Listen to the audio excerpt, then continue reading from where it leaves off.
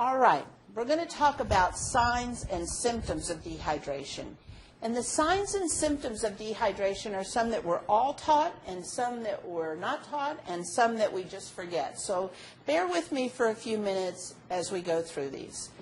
Signs and symptoms are sunken cheeks, but if the person always had that pallor or is very thin, these may not be the easiest of signs. Sunken eyeballs. They talk about dry brown tongue and dry mucous membranes.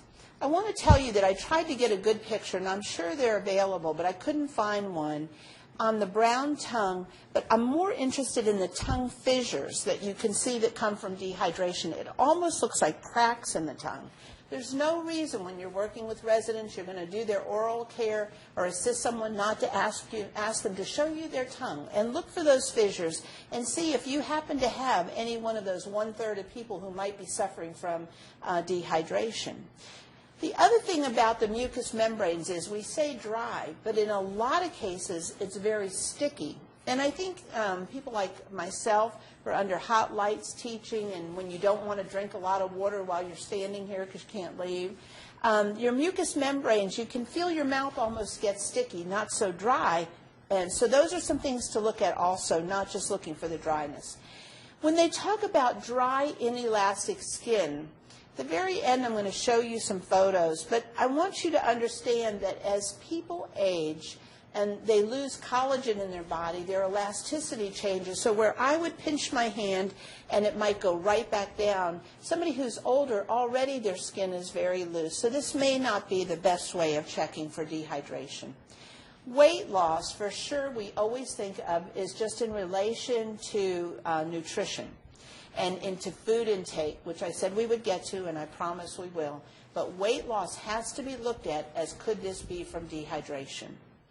Concentrated urine is really interesting. When we talk about concentrated urine, there are studies that are done, and I don't know whether anybody has seen these studies or used these, and if you do, please tell me. But there are little wheels that do from like a straw-colored urine all the way to a very dark-colored urine. And they use these sometimes for folks when they first come into facilities to establish what their baseline is.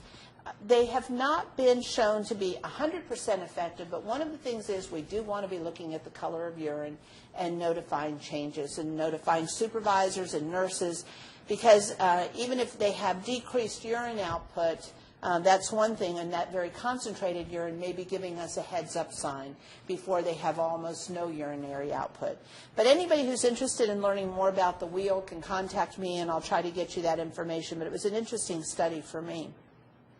Another sign and symptom of dehydration is constipation and impaction. And you have to have so much water or fluid consumption in order to be able to have stools that are going to be able to be passed easily, and so that we don't suffer from the constipation. And of course, by the time we get to an impaction, again, we have a very serious situation for somebody who's older. And looking at impaction is why that is a sentinel event, and dehydration go right hand in hand together.